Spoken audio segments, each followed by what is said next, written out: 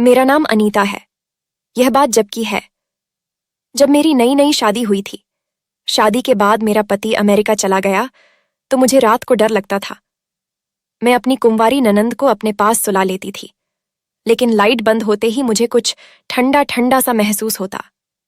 एक रात डर की वजह से मैंने लाइट जले तो मेरे पांव तले से जमीन निकल गई, क्योंकि हमेशा से ही मैं एक जॉइंट फैमिली सिस्टम में पाली बड़ी थी और एक भरे पूरे घर में रहने की आदी थी।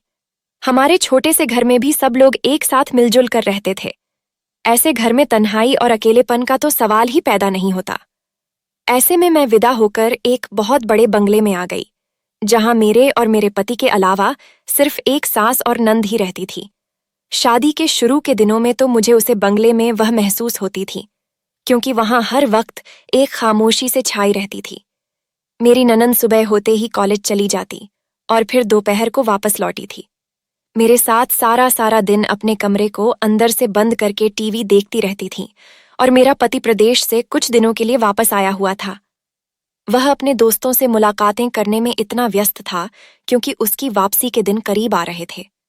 घर में 4 नौकरानियां भी मौजूद थीं, जो सारा दिन काम करतीं और फिर शाम को अपने घर को वापस लौट जाती थीं।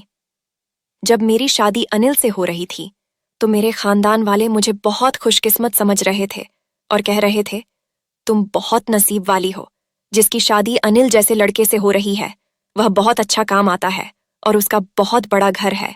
उसे घर में तुम हमेशा रानी बनकर रहा करोगी। और मैं भी मन ही मन यह सोचकर खुश होती थी। अच्छा है, मुझे इस शोर शराबी से छुटकारा मिल जाएगा, क्योंकि मैं भी शांति में रहना चाहती थी। अनिल अमेरिका में बहुत ही बेहतरीन नौकरी करते थे और वह यहाँ कुछ दिनों की छुट्टियों पर आते थे। जब उनको मैं एक शादी में मिली थी, मुझे देखते ही उन्होंने मुझे पसंद कर लिया था और अपनी माँ से कहकर मेरे लिए मेरे घर पर रिश्ता भेज दिया था। अनिल के पास किसी चीज की कोई कमी नहीं थी। उनकी नौकरी भी बहुत अच्छी थी और खानदान भी। वह खुद भी देखने में बहुत स्मार्ट और हैंडसम थे, और वह बहुत खुश मिजाज और नरम दिल के इंसान थे। इसीलिए मेरे पिता ने फौरन ही रिश्ते के लिए हाँ कर दी। घर में मौजूद मेरे सारे ही कजिन मेरी खुशकिस्मती पर हैरान थे। मैं कोई बहुत खूबसूरत लड़की नहीं थी, लेकिन न जाने अनिल को मुझ में ऐसी कौन सी बात नजर आ गई थी कि वह पहले ही नजर में मुझ पर अपना दिल हार बैठे थे। एक छोटी सी रस्म के बाद हम दोनों की शादी 1 महीने के अंदर हो गई। दोनों परिवार ही हर बात पर राजी हो गए थे, इसलिए शादी जल्दी करने में किसी को भी परेशानी नहीं थी। वह कहते हैं, ना पैसा फेंक तमाशा देख, बिल्कुल ऐसे ही मेरे पिता ने भी पैसे के बल पर सारे इंतजाम जल्दी जल्दी कर लिए थे। मैं अपने माता पिता की बड़ी बेटी थी, इसलिए किसी चीज में कोई भी कमी नहीं रखी, और मेरे माता पिता ने दिल खोलकर मेरी शादी की और पैसा पानी की तरह बहा दिया। अनिल भी अपने माँ बाप का इकलौता बेटा था, इसलिए उन्होंने भी शादी की तैयारी में कोई कसर नहीं छोड़ी थी और मेरे लिए एक से बढ़कर एक कपड़े और जेवर लेकर आए थे। अपने बारात वाले दिन मैं दुल्हन बनी, बहुत ही अच्छी लग रही थी।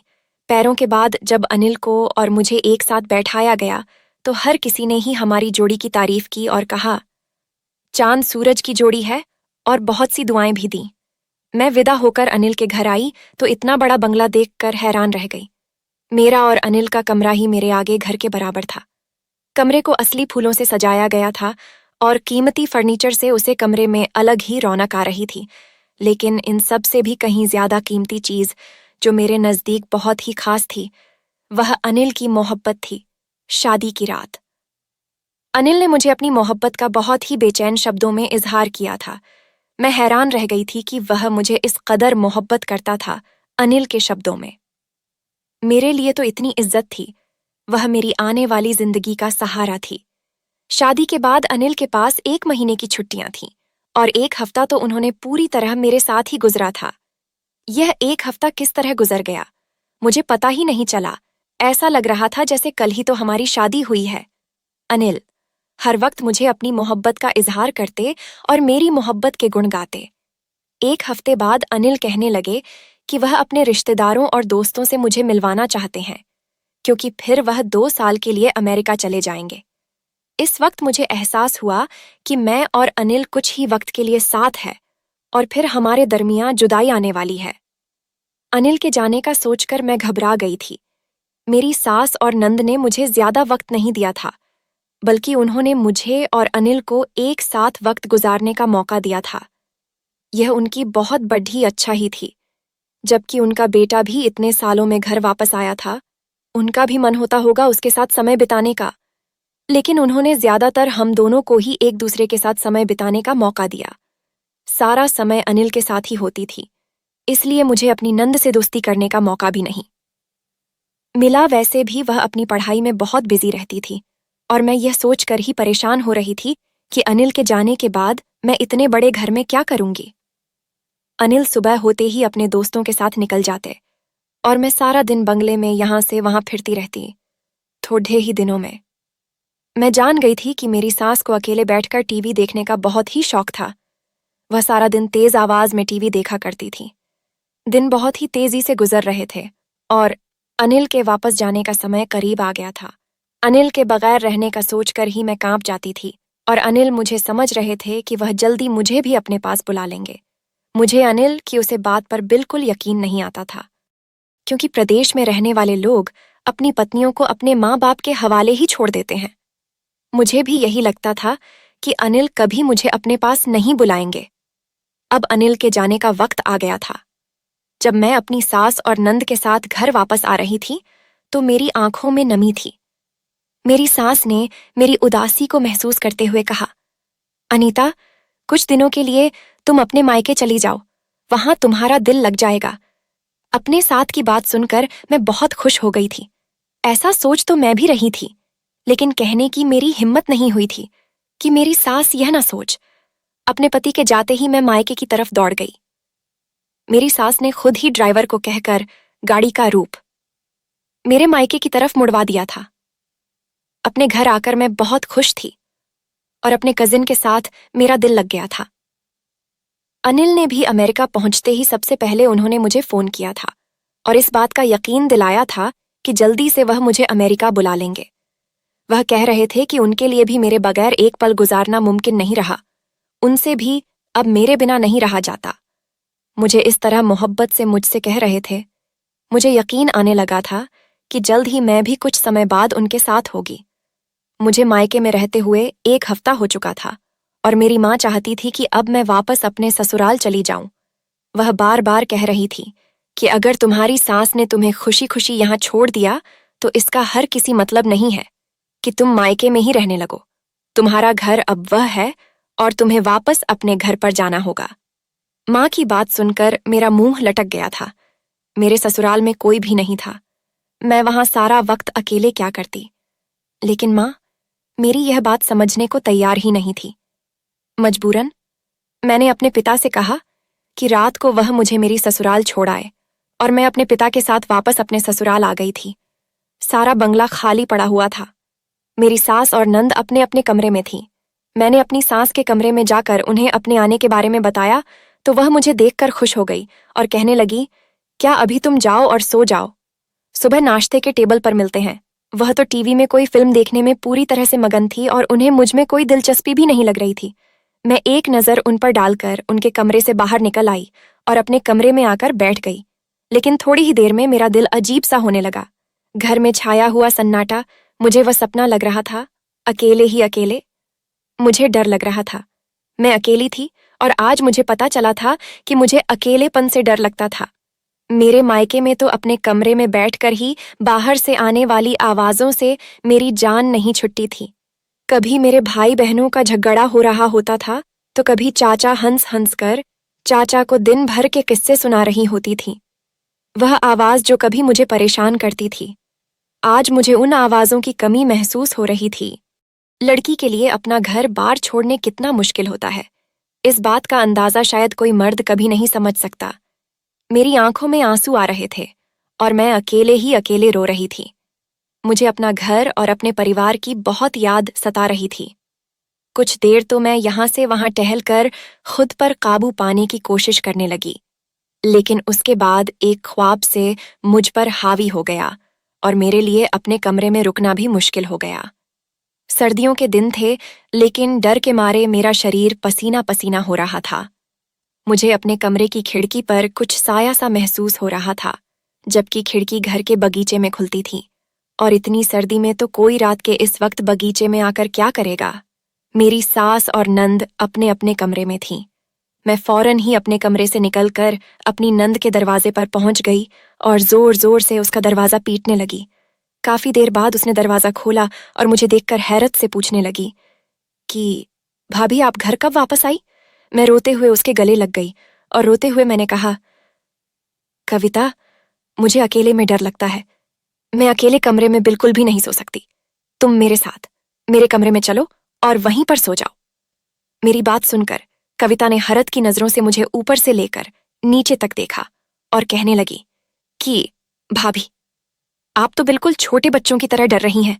यहां लिए आराम से बैठिए। और उसने मुझे पानी पिलाया और कहने लगी, भाभी, आपको तो बहुत पसीना आ रहा है।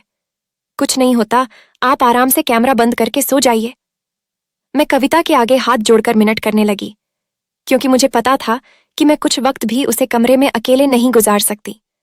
मुझे अकेले कमरे में बिल्कुल भी नींद नहीं आती।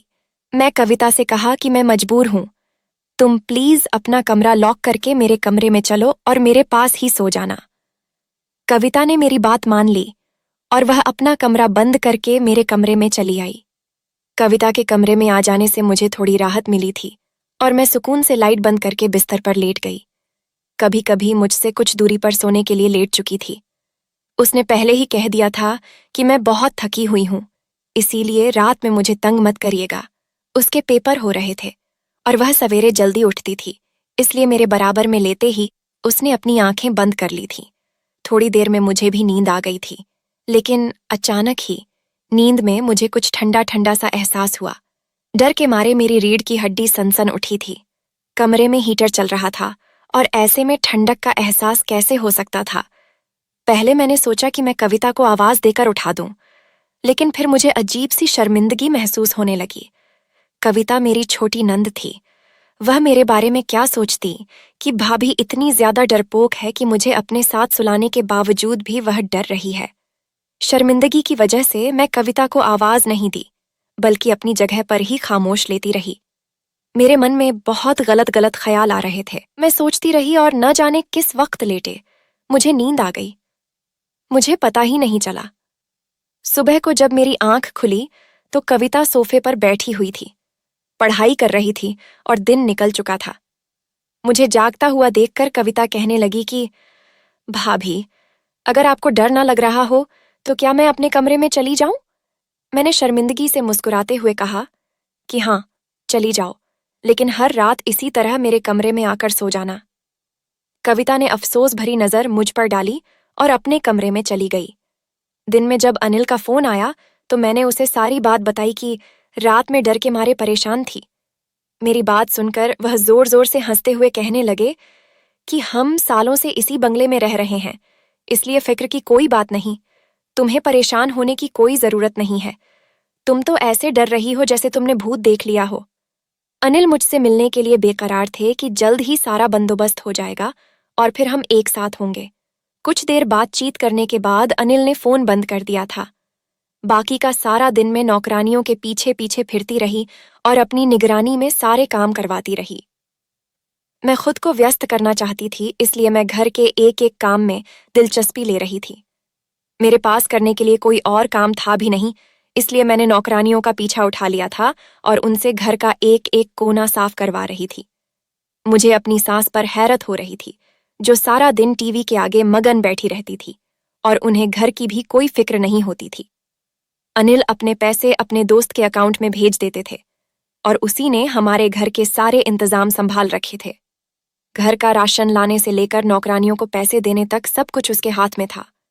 शुरू शुरू में तो मैं इस बात पर बहुत हैरान थी कि अगर आदमी हमारे घर का इंतजाम चल रहा है, लेकिन धीरे धीरे मुझे एहसास हो गया था कि अनिल की माँ को ना ही घर के बारे में कुछ मालूम था और ना ही वह उसके काबिल थी कि पैसे संभाल कर रखती और घर चलती। वह एक फिजूल खर्च औरत थी। उनके हाथ में जितना पैसा आता वह सब उड़ा देती थी।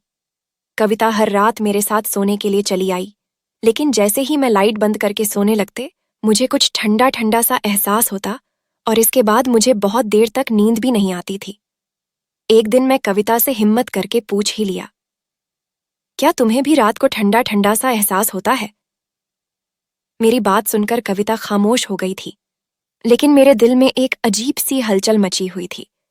इतना तो मुझे यकीन था कि मुझे किसी भी तरह का वहां नहीं हुआ था, बल्कि कोई ना कोई ऐसी चीज जरूर थी जिसकी वजह से मुझे ठंडक महसूस होती थी। मैंने फैसला कर लिया था कि मैं खुद ही इस बात के तहत तक पहुंचूंगी। अगले दिन जैसे ही कमरे की लाइट बंद करके मैं लेती, तो कुछ ही देर में मुझे दोबारा से कमरे में ठंडक का एहसास हुआ और मैंने हिम्मत करके फौरन ही कमरे की लाइट जला दी। यह देखते ही मेरे होश उड़ गए, क्योंकि मेरे सामने जो मंजर था वह होश उड़ा देने वाला ही था। मेरे कमरे की वह खिड़की जो बगीचे की तरफ खुलती थी, वह खुली हुई थी और एक साया सा मुझे नजर आ रहा था, जबकि मुझे अच्छी तरह से याद था मैं सोने से पहले इस खिड़की को बंद कर दिया था। मैंने फौरन ही बिस्तर पर लेटी हुई अपनी नंद की तरफ देखा तो मैं हैरान रह गई, क्योंकि कभी कभी अपने बिस्तर पर मौजूद नहीं थी। मैंने डरते डरते कमरे की खिड़की से बाहर जाकर तो कविता बगीचे में किसी लड़के के साथ खड़ी थी। मैं इतने दिनों से जिसे साया समझकर डर रही थी, वह कोई और नहीं, इस लड़के का साया था। कविता की नजर जैसे ही मेरे चेहरे पर पड़ी तो उसके चेहरे का रंग उतर गया और वह लड़का मुझे देखते ही बगीचे से भाग निकला। कविता इस खिड़की से वापस आ गई जिस तरह वह कमरे से बाहर गई थी। जो ठंडा ठंडा एहसास मुझे हो रहा था, वह उसे खिड़की से आने वाली हवाई थी। उन्होंने कमरे में मौजूद हीटर की गर्मी को खत्म कर दिया था। मैंने कविता के चेहरे की तरफ देखते हुए पूछा, कविता, यह सब क्या है और वह आधी रात को किस लड़के के साथ थी? कविता ने रोते हुए बताया कि वह मनीष है और वह उसे बहुत मोहब्बत करती है। मानिस उसके स्वर्गवासी पिता के एक करीबी दोस्त का बेटा है, लेकिन मेरे ससुर यानी कविता के पिता के देहांत के बाद ही मेरी सास ने उन लोगों से मेलजोल खत्म कर दिया था। कविता और मनीष बचपन से ही एक दूसरे को पसंद करते थे, इसलिए वह दोनों अपने रिश्ते को खत्म होते बर्दाश्त नहीं कर सके और छुप छुप कर मुलाकातें करने लगे। कविता और मनीष अपनी सारी जिंदगी एक दूसरे के साथ गुजारना चाहते थे, लेकिन बड़ों के फैसलों के भेंट चढ़ गए। कविता बता रही थी कि कुछ वक्त पहले मेरी सास को कविता की मोहब्बत के बारे में पता चल गया था और उन्होंने कविता को शक्ति से मना कर दिया था कि वह कभी भी मनीष से नहीं मिले और ना ही कभी उसकी शक्ल दिखेगी। जब अनिल शहर से बाहर नहीं गए थे, जब मेरी सास के हालात भी बहुत कमजोर थे, वह भी सबकी तरह एक आम से मिडिल क्लास औरत थी। फिर कविता के पिता का देहांत हो गया तो उनके हालात और भी ज्यादा खराब हो गए। कविता के पिता और अनिल के पिता दोनों में ही बहुत पक्की दोस्ती थी। काम की कुछ सिलसिले को लेकर दोनों की दोस्ती में दरार पड़ गई थी। तभी से ही उनके दोस्ती में फूट पड़ गई और दोनों परिवारों का मेल जोल भी खत्म हो गया। कविता के पिता के मरने के बाद भी मनीष के पिता ने कविता की मां और उनके बच्चों की कोई मदद नहीं की और ना ही कभी साथ दिया। इस बात से तंग आकर कविता की मां मनीष के पूरे परिवार से नफरत करने लगी थी। जब उन्हें कविता के बारे में पता चला, तभी उन्होंने कविता से साफ इनकार कर दिया था कि कभी भी मनीष के बारे में मत सोचना, वहां तुम्हारी शादी नहीं हो पाएगी। मेरी सास ने लोगों के घरों का कामकाज किया और अनिल एक एक वक्त में दो दो नौकरियां करने लगे। अनिल ने दिन रात मेहनत की और नौकरियां करने के साथ साथ अपनी पढ़ाई भी जारी रखी। किस्मत ने पलटा खाया और अनिल का एडमिशन अमेरिका किया। यूनिवर्सिटी में स्कॉलरशिप पर हो गया। अनिल की मेहनत और लगन को देखते हुए अनिल की यूनिवर्सिटी ने सारा खर्च उठाया, तो मेरी सास ने भी अनिल को नहीं रोका और हिम्मत करके उन्हें बाहर भेज दिया। अन्य अमेरिका में पढ़ाई के साथ साथ छोटी मोटी नौकरी भी शुरू कर दी और वहीं से मेरे ससुराल के हालात बदलने शुरू हो गए। लेकिन अपने हालातों और दुखों की मेरी सास ने जिस तरह मेहनत करके अपने बच्चों को पढ़ाया और गुजारा किया, उनकी मेहनत रंग ले आई थी। उन्होंने खुद को हर चीज से दूर कर लिया था और कमरे की हद तक ही रहती थी। वह अपना सारा वक्त टीवी देखने में ही गुजार देती थी। अनिल की डिग्री भी पूरी हुई तो उनको अमेरिका में ही बहुत अच्छी नौकरी लग गई और मेरी सास ने भी उन्हें यह सोचकर वापस नहीं बुलाया कि यहाँ उनके लिए कुछ नहीं रखा है। जो अनिल के रिश्तेदार थे वह भी उनके साथ नहीं देते थे, लेकिन पैसा देखकर वापस आ गए थे। मेरी सास ने किसी को भी दोबारा अपनी जिंदगी में आने की इजाजत नहीं दी थी। लेकिन इस समय मनीष और कविता का रिश्ता मिट्टी में मिल गया था। कविता ने मुझे हर एक छोटी से छोटी बात बताई थी और वह मेरे पास बैठी रो रही थी, क्योंकि उसके लिए मनीष के बगैर जिंदगी गुजारना बहुत ही मुश्किल हो गया था। लेकिन मेरी सास किसी हाल में भी उसकी और मनीष की शादी नहीं करने वाली थी। अनिल को कविता और मनीष के बारे में कुछ भी नहीं पता था। यह सुनकर मैं कविता से कहा कि तुम परेशान मत हो, मैं अनिल से बात करूंगी। वह एक पढ़े लिखे समझदार इंसान है और मुझे यकीन है कि वह जरूर तुम्हारा साथ देंगे, क्योंकि पुरानी बातों को लेकर अपने आने वाले कल के फैसले नहीं कर सकते। मैं कविता को दिलासा देते हुए समझाया। फिर हम दोनों सोने के लिए लेट गए थे। तभी से ही मुझे अनिल के फोन आने का इंतजार था। मैं चाहती थी कि उसकी बहन अपनी जिंदगी में वह सारी खुशियां देखें जिन्हें वह आपके न होने की वजह से नहीं देख पाई। अगले ही दिन मैंने अनिल को फोन पर सारी हकीकत बता दी, जिसे सुनकर वह हैरान रह गए, क्योंकि कविता ने कभी उनसे इस बारे में कोई बात नहीं की थी। अनिल ने मुझे बताया कि मनीष बहुत ही अच्छा और नेक लड़का है। अनिल जब भी हिंदुस्तान वापस आते हैं, मोहन से मिलने के लिए जरूर आता है और पुरानी किसी भी बात का जिक्र हमारे बीच नहीं होता। जरूरी नहीं कि माँ बाप की गलतियों का बोझ उनकी औलाद को भी उठाना पड़े। अगर मनीष और कविता एक दूसरे से मोहब्बत करते हैं तो इस रिश्ते में कोई रुकावट नहीं आ सकती। मनीष एक मेहंदी और खुददार लड़का है और वह कविता को हमेशा खुश रखेगा। अनिल की बात सुनकर मैं खुश हो गई थी। उन्होंने वाकई एक पढ़े लिखे और समझदार भाई होने का सबूत दिया था। वह कह रहे थे कि मेरी माँ लोगों के रवैया और उनके साथ हुई जातियों की वजह से वह इस तरह से दिखती है, लेकिन वह अंदर से बहुत ही नरम दिल इंसान है। उन्होंने कहा, वह खुद अपनी माँ से बात करेंगे। उनकी माँ कभी अपने बच्चों की खुशियों के खिलाफ नहीं जाएंगे। कुछ दिनों बाद अनिल ने अपनी माँ को मनीष और कविता के रिश्ते के लिए मना लिया। कुछ दिनों बाद उन दोनों की शादी तय हो गई थी और दोनों परिवारों के संबंध दोबारा बन गए थे। मनीष के पिता ने मेरी सास से माफी मांग ली थी और मेरे स्वर्गवासी ससुर और उनके दोस्त के बीच में जो फूट पड़ी थी उसका भी उन्हें एहसास था।